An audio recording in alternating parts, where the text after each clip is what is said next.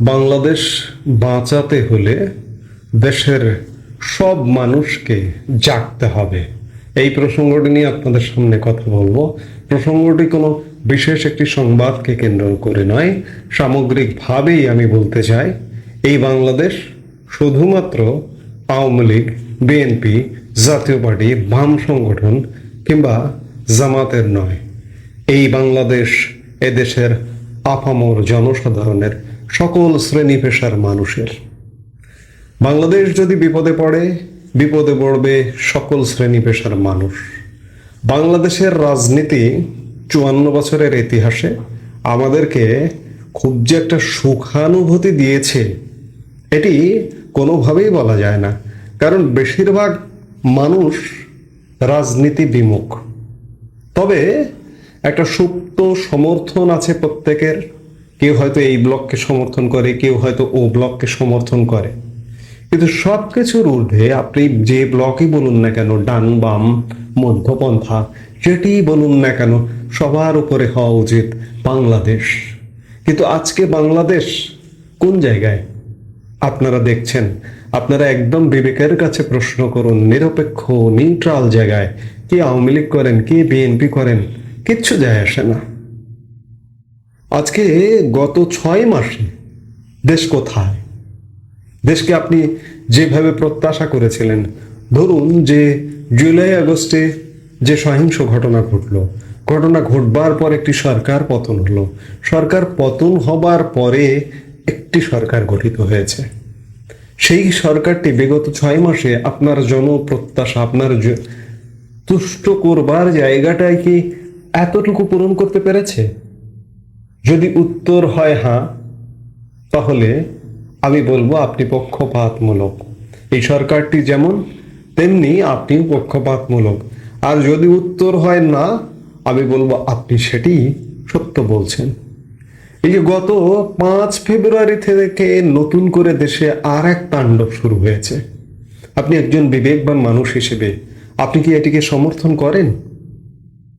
যদি সমর্থন না করেন, আপনার আমার সবার সজাগ হতে হবে, প্রয়োজনে মুখ খুলতে হবে, প্রয়োজনে পথে নামতে হবে, প্রয়োজনে রাস্তায় নামতে হবে। আমাদের রাজনীতি যদি দায়িত্বশীল ভূমিকায় অবতীর্ণ না হতে পারে, রাজনীতি যদি একের পর এক ব্যর্থতার পরিচয় দিতে পারে, তাহলে আমাদের সাধারণ মানুষ, অর্থাৎ সকল প্রকার সৃজনশীল মানুষ এবং যারা ধর্মপ্রাণ মানুষ আছেন, তাদেরকেও বলবো আমরা সচেতন হই, দেশের জন্য দেশটাকে বাঁচাই। কারণ দিন শেষে আমরা আসলে কোথায় থাকবো? আমাদের তো এই বাংলাদেশে থাকতে হবে। আমরা তো সবাই ইউরোপ আমেরিকায় গিয়ে বসবাস করতে পারবো না। সেই জায়গায় আমাদের এই দেশ বাঁচাতে হবে। এই বাঁচাতে হলে তিনি যে শ্রেণী পেশার মানুষ হন না কেন, প্রত্যেকের সচেতন হতে হবে। আপনারা দেখছেন যে 5 ফেব্রুয়ারি থেকে দেশে যে তাণ্ডবগুলো চলছে, বলা হচ্ছে যে ছাত্র জনতা এই ঘটনাগুলোতে অংশগ্রহণ করেছে। ধরুন 32 নম্বর বাসভবন, বঙ্গবন্ধুর স্মৃতি বিজড়িত বাসভবন ভাঙচুর, বলা হচ্ছে ছাত্র জনতা এটি ভাঙচুর করেছে, বুলডোজার চালিয়েছে। সারা দেশে ছাত্র জনতা চালাচ্ছে। কিন্তু আপনারা যদি একটু ডিপলি খেয়াল করেন, সিম্বলগুলো খেয়াল করেন, তাহলে কি এটি কি ছাত্র জনতা? শুধু কি ছাত্র জনতা? শুধু না, এখানে ছাত্র জনতার উপস্থিতি একদম সীমিত, ক্ষীণ। জুলাই আগস্ট সময়কালে কোটার দাবিতে ছাত্র জনতা, ছাত্ররা যেভাবে নেমে এসেছিল এবং ছাত্রদের রক্তপাত, সেই রক্তপাতটি কে করেছে?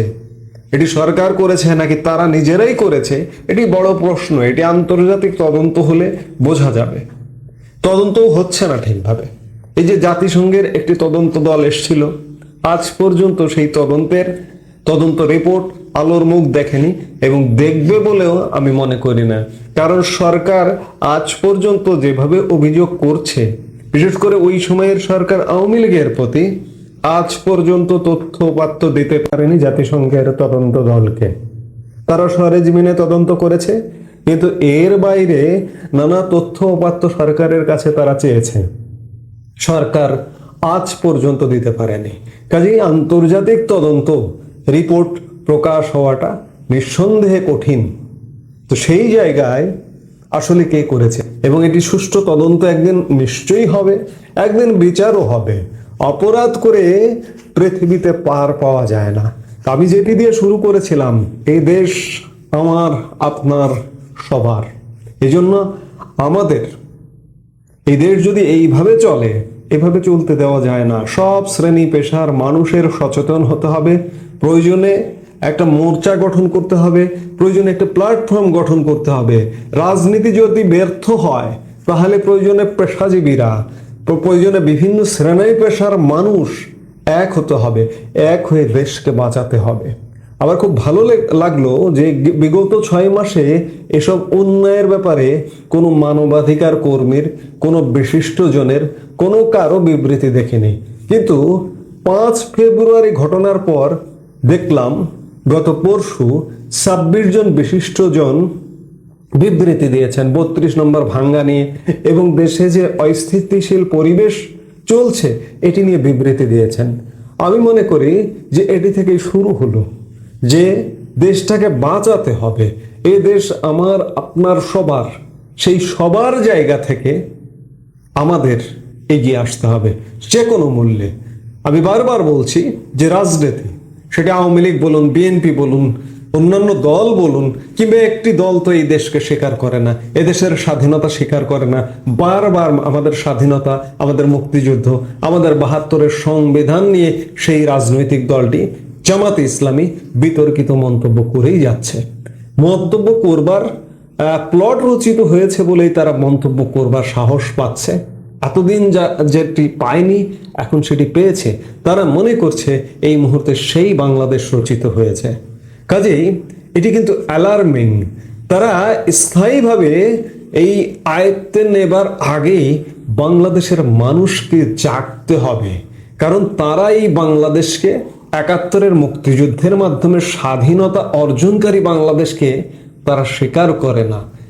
এবং সবচেয়ে উদ্বেগের বিষয়, বাংলাদেশের স্বাধীনতার 54 বছরে এই দলটি সরাসরি ক্ষমতায় গিয়েও বিএনপির সঙ্গে জোটবদ্ধভাবে যে ক্ষমতায় ছিল, সেই সময়ও যে ক্ষমতা না ভোগ করেছে, এই মুহূর্তে এই দলটি সেই ক্ষমতা ভোগ করছে। যার কারণে তারা মনে করছে তারা ক্ষমতাসীন, এবং এই মনে করবার কারণেই তারা মুক্তিযুদ্ধ নিয়ে বেফাস কথা বলতে পারছে, সংবিধান নিয়ে বেফাস কথা বলতে পারছে, এবং মুক্তিযুদ্ধকে ছোট করে এই যে জুলাই আগস্টের ঘটনাকে বড় করে উপস্থাপন করতে পারছে। কাজেই আমাদের এখন সংগ্রামটা হচ্ছে মুক্তিযুদ্ধের বাংলাদেশ এবং মুক্তিযুদ্ধ ছাড়া বাংলাদেশ, দুটো সংগ্রাম, দুটো পক্ষ। একটি মুক্তিযুদ্ধকে মানে, আর একটি মুক্তিযুদ্ধকে মানে না। মুক্তিযুদ্ধকে কোনো বিষয় মনে করে না, শহীদদের নিয়ে বিতর্ক তৈরি করে, এবং মুক্তিযুদ্ধকে নানাভাবে, নানা বক্তব্যে, বিবৃতিতে যতটা ছোট করা যায় সেটি মনে করে। এখনকার সংগ্রামটি, এখনকার ফাইটটি এই দুটো গ্রুপের মধ্যে। একটি মুক্তিযুদ্ধ ভিত্তিক জনগোষ্ঠী, আরেকটি মুক্তিযুদ্ধের চেতনাহীন জনগোষ্ঠী। কাজেই মুক্তিযুদ্ধের চেতনা সম্পূর্ণ যে জনগোষ্ঠীটি, আমি বলবো তাদের প্রত্যেককে জাগতে হবে, প্রয়োজনে রাস্তায় নামতে হবে। যে বাংলাদেশ চলছে, এই বাংলাদেশ চলতে পারে না। এই মুহূর্তে যে সরকারটি আছে, এই সরকারটিও আসলে অবস্থা দৃষ্টে, আমি তাদেরকে মুক্তিযুদ্ধ বিরোধী বলতে চাই না, কিন্তু তারা বারবার প্রমাণ করে দিয়েছে বা দিচ্ছে যে তারা বাংলাদেশের মুক্তিযুদ্ধ, স্বাধীনতা মানে না, এবং তারা স্বাধীনতা বিরোধী শক্তি। এবং সরকারের পক্ষ থেকে কেউ কেউ বলছেন যে ভারতীয় মিডিয়া বা কেউ কেউ মোহাম্মদ ইউনূসকে জঙ্গি নেতা বা মৌলবাদীদের নেতা হিসেবে প্রতিষ্ঠিত করতে চাইছে। এটি প্রতিষ্ঠিত করবার তো কিছু নেই, কারণ মোহাম্মদ ইউনূস প্রমাণ করে দিচ্ছেন যে তিনি আসলে মৌলবাদীদের গুরু, নাটির গুরু। যার কারণে আপনারা 32 ভাঙতে দেখলেন, বিভিন্ন জায়গায় সহিংস ঘটনা ঘটতে দেখলেন। নারায়ে তাকবীর, আল্লাহু আকবার বলে কারা এই সহিংসতা ঘটাচ্ছে, এটি বুঝতে নিশ্চয়ই বাকি নেই। এজন্য বাংলাদেশকে বাঁচাতে হলে সব মানুষকে জাগতে হবে, সব মানুষকে এগিয়ে আসতে হবে, কারণ এইভাবে বাংলাদেশ চলতে পারে না। ধরুন আজকে একটি ঘটনা ঘটছে, কালকে বা পরশু বা 7 দিন স্থির থাকছে, 10 দিন স্থির থাকছে, আবার একটি আরেক জায়গায় ঘটনা ঘটছে। এভাবে তো একটি দেশ চলতে পারে না। এই জন্য মুক্তিযুদ্ধের পক্ষের একটি বৃহৎ জনগোষ্ঠী, আমি বিশ্বাস করি 80% মানুষ বাংলাদেশের মুক্তিযুদ্ধকে বিশ্বাস করেন। সেই মানুষদের জাগতে হবে। রাজনীতি যদি ব্যর্থ হয়, শুধুমাত্র আওয়ামী লীগের দায়িত্ব নয়, বিএনপির দায়িত্ব নয়, সব মানুষের দায়িত্ব। আমরা বাংলাদেশের মানুষ রাজনীতির তিক্ত অভিজ্ঞতার কারণে রাজনীতি বিমুখ। আমরা অনেকেই রাজনীতি করি না, রাজনীতি করে সীমিত কিছু মানুষ, কিন্তু আমাদের বাংলাদেশের স্বার্থে আমাদেরকে জাগতে হবে। প্রয়োজনে আবারও বলছি, আমাদের পথে নামতে হবে। তো কাজেই মানসিকভাবে সবাই আমাদের প্রস্তুত হতে হবে যে আগামীর বাংলাদেশ, আমি বলেছি, আমি 2-1 দিন আগের বক্তব্য থেকেই বলছি যে বাংলাদেশে এক প্রকার যুদ্ধ শুরু হয়ে গেছে। এই যুদ্ধ বেঁচে থাকার, এই যুদ্ধ অর্থনীতির, এই যুদ্ধ জীবিকার, এই যুদ্ধ অস্ত্রের যুদ্ধ আজকের দুনিয়াতে হয় না, কিন্তু অর্থনীতির বেঁচে থাকার যুদ্ধ কিন্তু পৃথিবীর নানা প্রান্তে প্রান্তে চলছে। আবার অস্ত্রের যুদ্ধ হয় না এটিও বলবো না, আপনারা জানেন যে এই মুহূর্তে পৃথিবীর বিভিন্ন প্রান্তে অস্ত্রের যুদ্ধও চলছে। আমরা অস্ত্রের যুদ্ধ প্রত্যাশা করি না। আমাদের যে বেঁচে থাকার যুদ্ধ, আমাদের অর্থনীতির যুদ্ধ, দেশকে বাঁচানোর যুদ্ধ, এই যুদ্ধটা জারি রাখতে হবে।